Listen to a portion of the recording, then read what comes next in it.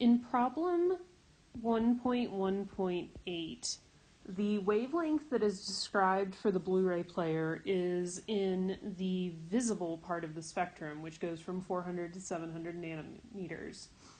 And the frequency of that light can be calculated using c, the speed of light, is equal to wavelength times frequency, where the speed of light is always 2.998 times 10 to the 8th meters per second. In this case, the wavelength is 4.05 times 10 to the negative 7 meters. Has to be in meters because the speed of light is in meters per second, and we are solving for frequency. So if we divide both sides by the wavelength to get frequency by itself, we will be left with the units of per second, which is written as s to the negative 1. You may have also heard of this as the hertz. And we can solve for the number that will be, and it will be 7.4 times 10 to the 14 per second for the frequency for part A of this problem. For part B, it wants to know if the laser produces 5 milliwatts of energy, where the watt is equal to the joule per second,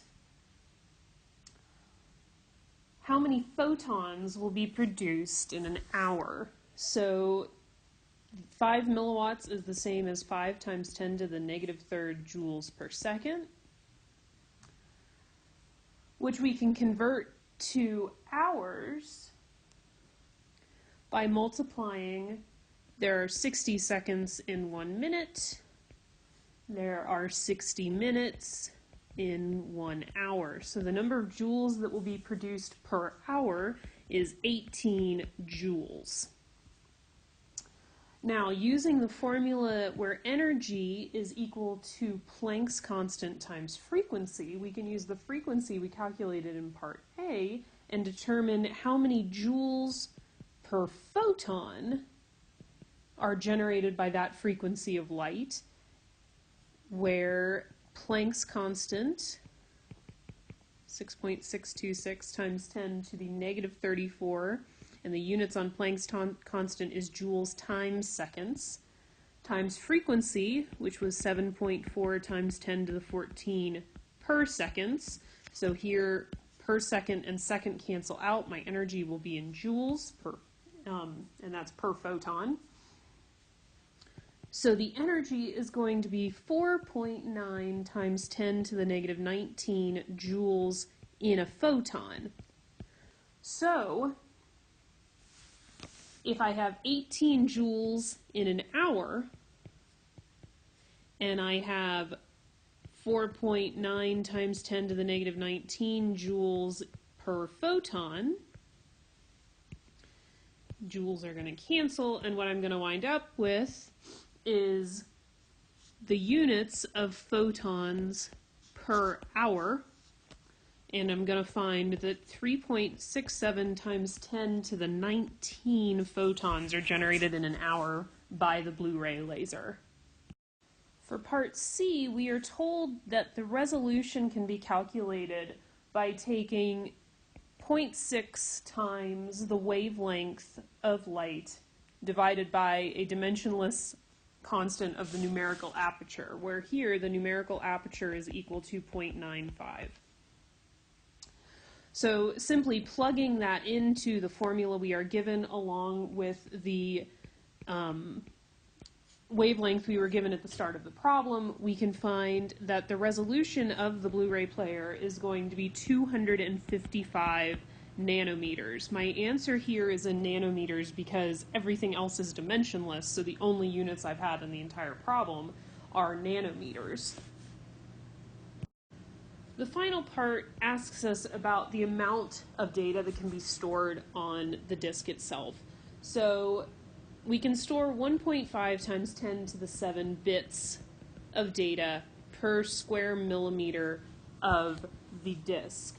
So if we figure out the area of the disk from the two dimensions we're given, the area of the outer part of the disk, as well as the area of the inner part of the disk, the hole in the disk where you can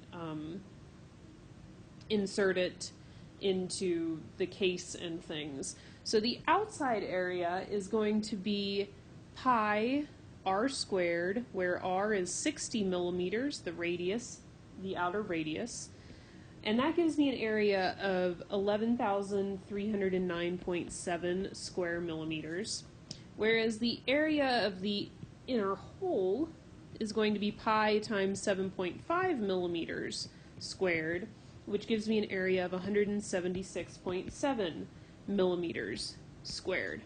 So the usable area of the Blu-ray disc